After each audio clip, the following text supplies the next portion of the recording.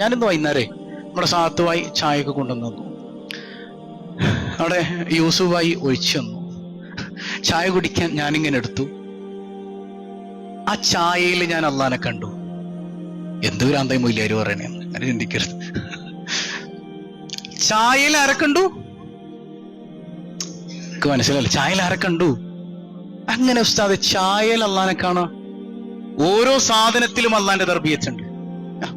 ചായയിലും ഉണ്ട് പഠിച്ചവന്റെ തർബിയത്ത്. പഠിച്ചാലും നമുക്ക് എങ്ങനെയാണ് പഠിക്കാം. ചായ ഉണ്ടാകാൻ എന്തൊക്കെ വേണം എന്ന് പറഞ്ഞേ?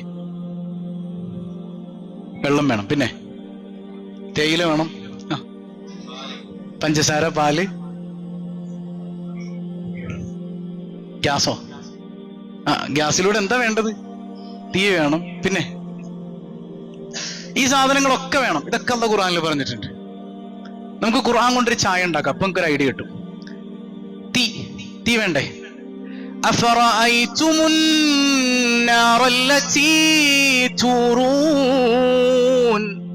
കത്തിയെരിയുന്ന തീയെ കുറിച്ച് നിങ്ങൾ ചിന്തിച്ചിട്ടുണ്ടോ? ആ തീയെ നിങ്ങൾ ഉണ്ടാക്കിയതാണോ? ആണോ? സ്വയം ഉണ്ടായതാണോ? പിന്നെ ആരുണ്ടാക്കിയതാ? ഇപ്പൊ ചായ ഉണ്ടാക്കാനുള്ള തീ ആരാ തന്നത്? വെള്ളത്തെ കുറിച്ച് ചിന്തിച്ചാലോ? അല്ലദീ ജഅല ലക്കുമുൽ അർള ഫിറാശാ, ഭൂമിയെ അള്ളാഹു ഒരു വിരിപ്പ് പോലെയാക്കി തന്നു. നമ്മളിങ്ങനെ നിൽക്കാൻ, അതായത് ഒരു മണിക്കൂറില് 1000 മൈൽ പെർ അവർ സ്പീഡിലാണ് ഭൂമി റൊട്ടേറ്റ് ചെയ്തുകൊണ്ടിരിക്കുന്നത്. 1000 മൈൽ പെർ അവർ സ്പീഡിൽ റൊട്ടേറ്റ് ചെയ്തുകൊണ്ടിരിക്കുകയാണ്. നമ്മൾ കുലുങ്ങുന്നുണ്ടാ? ആരാ നമ്മളെ പിടിച്ചു നിർത്തുന്നത്?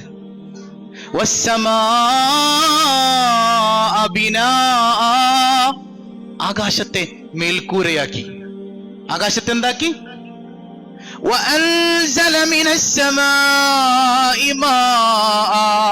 എന്നിട്ട് ആകാശത്ത് നിന്ന് പടച്ചോ നിങ്ങൾക്ക് വെള്ളം ഇറക്കി തന്നു. നിങ്ങളാണോ വെള്ളം ഉണ്ടാക്കിയത്? ഇവിടെ സ്വയം വെള്ളം ഉണ്ടായതാണോ? അള്ളാഹുവിന്റെ സ്വാലിഹീങ്ങൾ പറയും, അവരിങ്ങനെ വെള്ളത്തിലേക്ക് നോക്കുമ്പോ വെള്ളം അവരോട് സംസാരിക്കുന്നത് പോലെ. ശൈഖന്മാരൊക്കെ ഇങ്ങനെ വെള്ളത്തിലേക്ക് നോക്കുമ്പോ വെള്ളം അവരോട് സംസാരിക്കുന്നത് പോലെ. അമാ ചറാനി, നീ എന്നെ കാണുന്നില്ലേ? നീ എന്നെ കാണുന്നില്ലേ? വച്ചറാ സൂറത്തി, എന്റെ രൂപം നീ കാണുന്നില്ലേ? എന്റെ രൂപം നീ കാണുന്നില്ലേ? ഞാൻ സ്വന്തം ഉണ്ടായതാണോ? നീ ഉണ്ടാക്കിയതാണോ എന്നെ എന്ന് വെള്ളം ചോദിക്കുന്നത് പോലെ അള്ളാഹുവിന്റെ സ്വാലിഹീങ്ങൾ അങ്ങനെ പറയായിരുന്നു എന്നാണ്. സുബ്ഹാനല്ലാഹ്. വെള്ളം ഉണ്ടാക്കിയതാരാണ്? ആരാണെന്ന് ഉറക്കെ പറഞ്ഞേ? അള്ളാഹു ആണ്. ഇനി എന്ത് വേണം? ചായപ്പൊടി വേണ്ടേ? ചായപ്പൊടി വേണ്ടേ? മാ കാന ലക്കും അൻ തുംബിതു ശജറഹാ അഇലാഹും മഅല്ലാഹ് ബൽ ഹും ഖൗമുൻ യഅദിലൂൻ. സൂറത്തുൻ നംലിന്റെ 60-ാമത്തെ ആയത്ത്. ഇവിടെ ഒന്നും സ്വയം മുളക്കണില്ല, എല്ലാത്തിനെയും മുളപ്പിക്കുന്നതാരാ? നമ്മളാണ്. അതാ ഒരു തേയിലയുടെ ചെടിയാണെങ്കിലും പഞ്ചസാര ഉണ്ടാകുന്ന കരിമ്പാണെങ്കിലും ഇതൊക്കെ ഉണ്ടാക്കുന്നതാരാണ്? നിങ്ങൾ കുഴിച്ചിട്ടത് കൊണ്ടങ്ങ് മുളയ്ക്കുകയാണോ? നിങ്ങൾ വെള്ളം ഒഴിച്ചില്ലെങ്കിൽ ഇവിടെ മുളക്കൂലേ? ഈ കാണുന്ന കാടുകളൊക്കെ ഉണ്ടായത് നിങ്ങൾ പോയി വെള്ളം ഒഴിച്ച് ഉഴുതു മറിച്ചിട്ടാണോ? അല്ലാഹു മുളപ്പിച്ചതാണ്. അപ്പൊ നമുക്ക് പഞ്ചസാര കിട്ടി, തേയില കിട്ടി, പിന്നെ വെള്ളം കിട്ടി, ഗ്യാസും കിട്ടി. പിന്നെ എന്താ വേണ്ടത്? ഇനി തേയില ഈ ഇല ഇങ്ങനെ പറിച്ചോണ്ട് വന്നാൽ മതി? അത് പൊടിക്കണ്ടേ? പൊടിക്കണമെങ്കിൽ ഫാക്ടറി വേണം. ഫാക്ടറിയിൽ എന്ത് വേണം? മെഷീൻ വേണം. മെഷീനൊക്കെ ഏതാണ്? ഇരുമ്പാണ്. അപ്പൊ ഇരുമ്പല്ല ഇറക്കണ്ടേ? സൂറത്തുൽ ഹദീദ് എന്ന് പറയുന്ന ഒരു അധ്യായം തന്നെ ഉണ്ട് ഖുർആനിലെ. അല്ലാഹു പറയാണ്, വഅൻസൽനൽ ഹദീദ് ഫീഹി ബഅസുൻ ശദീദ് വമനാഫിഉ ലിന്നാസ്.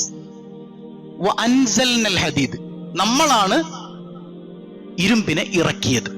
ഇറക്കിയെന്ന് പറഞ്ഞാൽ ഇറക്കുന്ന എവിടുന്നാ? ആകാശത്ത് നിന്ന്. 20-ാം നൂറ്റാണ്ടിന്റെ അവസാനത്തിലാണ് ശാസ്ത്രജ്ഞർ പറഞ്ഞു തരുന്നത് ഇരുമ്പ് ഭൂമിയുടെ ഭാഗമായിരുന്നില്ല. ഇരുമ്പ് ഒരു പഠനം ഇങ്ങനെയുണ്ട്. Iron is originally made from fusion of elements in stars. കണ്ടോ? നക്ഷത്രങ്ങളിൽ നിന്നാണ്, അതിന്റെ എലമെന്റ്സിൽ നിന്നാണ് എന്ത് രൂപാന്തരപ്പെട്ടു വന്നത്? ഇരുമ്പ്. ഭൂമിയുടെ ഭാഗമായിരുന്നില്ല. അല്ലാഹ് 1500 കൊല്ലം മുമ്പ് നമുക്ക് പറഞ്ഞിരുന്നുണ്ട്, വഅൻസൽനൽ ഹദീദ്, ആകാശ ലോകത്ത് നിന്ന് ഇരുമ്പിനെ ഇറക്കിയത് ആരാണ്? നാമാണ്. ആ പ്രയോഗം എത്ര മനോഹരാണ്. കേവലം പരിഭാഷയിൽ നിന്ന് ഇത് കിട്ടൂല. നാം ആണ് ഇരുമ്പിനെ ഇറക്കിയത്. അപ്പൊ ഇരുമ്പ് അതിലൂടെ ഫാക്ടറിയിൽ പ്രോസസ്സ് നടക്കാണ്. തേയിലയായി, പഞ്ചസാരയായി, ഇതൊക്കെ ആയി അല്ലേ. ഇനി പാല് വേണം, മെയിൻ ഇൻഗ്രീഡിയന്റ് ആണ്. وَإِنَّ لَكُمْ فِي الْأَنْعَامِ لَعِبْرَةً مِنْ بَيْنِ فَرْخٍ وَدَمٍ. അല്ലാഹു റബ്ബുൽ ആലമീൻ പറയാണ്, ഈ മൃഗങ്ങളുടെ വയറ്റിലൂടെ ചാണകത്തിന്റെയും രക്തത്തിന്റെയും ഇടയിലൂടെ ശുദ്ധമായ പാല് നിങ്ങൾക്ക് നാം തന്നു. കൂടിക്കലരുന്നില്ല അല്ലെ. പാല് വരുന്ന സംഗതി ചിന്തിച്ചു നോക്കിയേ. ഒരു ഭാഗത്ത് ചാണകമുണ്ട്, രക്തമുണ്ട്, ഇതിലൊന്നും കൂടിക്കലരാതെ ഇതാരാണ് ഇങ്ങനെ നിങ്ങൾക്ക് തരുന്നത്? ആരെ തരും? ഇതിന്റെ പിന്നിൽ ഒരു കർത്താവില്ലേ? ഇത് ചെയ്യുന്ന ഒരാളില്ലേ? ആരാണ്? അല്ലാഹു റബ്ബുൽ ആലമീൻ. ഇങ്ങനെയൊക്കെ ആലോചിച്ച് ചെയ്യുമ്പോ ചായക്കപ്പ് കയ്യിലേക്ക് ഇങ്ങനെ എടുത്താൽ ഈ ചായയുടെ വില എത്രയാ? എത്രയാ ചായയുടെ വില? എത്ര രൂപ കൊടുക്കണം കടയില്? 10 രൂപ, 12 രൂപ. ആയിക്കോട്ടെ, 12 രൂപ. ചായയുടെ വില 12 ആണോ? 10 രൂപ കൊടുക്കുന്നുണ്ടെങ്കിൽ അത് ആ ചായ ഉണ്ടാക്കിയ മനുഷ്യന്റെ അധ്വാനത്തിന്റെ വിലയാണ്. ചായയുടെ വിലയാണോ? ആണോ? നിങ്ങൾ പറയും ആണോ? പിന്നെ അധ്വാനത്തിന്റെ വില. അപ്പൊ ചായയുടെ വില എന്താ? ചായക്കൊറ്റ വിലയേ ഉള്ളൂ. അൽഹംദുലില്ലാഹി റബ്ബിൽ ആലമീൻ. സർവലോക പരിപാലകനായ അല്ലാഹ്, ആ അല്ലാഹുവിനാണ് സർവസ്തുതിയും. അത് തന്നെയാണ്, അത് മാത്രമാണ് ചായയുടെ വില. ഈ ചായ ഗ്ലാസ് ഇങ്ങനെ കയ്യിലേക്ക് എടുക്കുമ്പോ അതിലൂടെ ആരെ കാണാൻ പറ്റണം നമുക്ക്?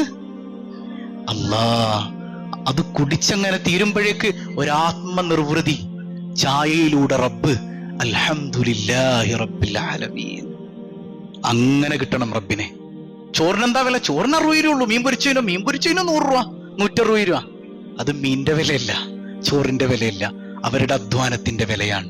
മീനിന്റെ വില, ചോറിന്റെ വില അൽഹംദുലില്ലാഹി റബ്ബിൽ ആലമീൻ. അങ്ങനെ പറയണം ഹംദ്. ഇനി അങ്ങനെ പറയൂലേ? അങ്ങനെ പറയൂലേ? പാരയൊക്കെ ചായക്കട ഉണ്ട് ഇവിടെ എന്ന് പറഞ്ഞേ. ഉമ്മർക്കാട് ചായക്കട. ഉമ്മർക്കാട് അധ്വാനത്തിന്റെ വിലയാണ് ഓരോ ചായക്ക് നമ്മൾ കൊടുക്കണത്. ഉമ്മർക്കാട് ചായയുടെ വിലയല്ല. മനസ്സിലായോ? ഇപ്പൊ എനിക്കൊരു ചായക്കടയുണ്ട്, ഇംദാദിയുടെ ചായക്കട എന്നും പേരിട്ട് ഞാനൊരു കട അങ്ങ് തുടങ്ങി നോക്കാം. ചായ ഇംദാദിയുടെ അല്ല, അധ്വാനമാണ് ഇംദാദിയുടെ. ചായ നമ്മൾ വിചാരിക്കുന്നുണ്ട് ചായ ഉണ്ടാവോ? ഈ സാധനങ്ങളൊക്കെ ആരുണ്ടാക്കി തന്നതാണ് നമുക്ക്? അല്ലാഹു റബ്ബുൽ ആലമീൻ. ഹബീബ് റസൂലുള്ളാഹി സ്വല്ലല്ലാഹു അലൈഹി വസല്ലം തങ്ങൾ പറയുന്നുണ്ട്, ലാ ഇലാഹ ഇല്ലല്ലാഹു സമനുൽ ജന്ന വൽഹംദുലില്ലാഹ് സമനു കുല്ലി നിഅമ. സ്വർഗ്ഗത്തിന്റെ വില ലാ ഇലാഹ ഇല്ലല്ലാഹയാണ്. ഓരോ അനുഗ്രഹത്തിന്റെയും വില അൽഹംദുലില്ലാഹയാണ്. വേറൊന്നും കൊടുത്തു തീർക്കാൻ പറ്റൂല. അള്ളാഹുവിന് വേറൊന്നും പകരം കൊടുത്താൽ പറ്റൂല. അൽഹംദുലില്ലാഹ് അല്ലാതെ വേറൊന്നും വിലയായി കൊടുക്കാൻ പറ്റില്ല. നബി മുഹമ്മദുർ റസൂലുള്ളാഹ്. സംഗതി മനസ്സിലായോ? മനസ്സിലായോ? ഇങ്ങനെ അള്ളാനെ മനസ്സിലാക്കി നോക്കിയേ. നമുക്കിങ്ങനെ ഒരു സന്തോഷത്തിന്റെ ഭ്രാന്തിൽ നടക്കാം. ഒരു പാട്ട് ഈ അടുത്ത് വൈറലായല്ലോ, എന്തായിരുന്നു അത്? ഭ്രാന്തായാൽ എന്തു സുഖം, സക്കറാത്തുൽ മൗത്ത് എന്തു രസം. ട്യൂൺ ഞാൻ പഠിക്കാത്തോണ്ട. സംഗതി ശരിയാണ്. അല്ലാ എന്ന ഭ്രാന്ത് തലക്ക് പിടിച്ചാൽ വേറെ നമ്മൾ ഈ ഭ്രാന്ത് നിൽക്കുമ്പോ ഭ്രാന്ത് പിടിച്ച എന്നാ പിന്നെ മെന്റൽ ഹോസ്പിറ്റലിൽ കിടക്കണവർക്കൊക്കെ ഭയങ്കര സുഖമായിരിക്കുമല്ലോ എന്നാണ് നമ്മുടെ ചിന്ത. അങ്ങടാ പോണത്. ഇത് ആ ഭ്രാന്തല്ല, അല്ലാ എന്ന ഭ്രാന്ത്. അല്ല തലക്ക് പിടിച്ചാൽ വേറൊരു മത്തും വേണ്ട, വേറൊരു ലഹരിയും വേണ്ട.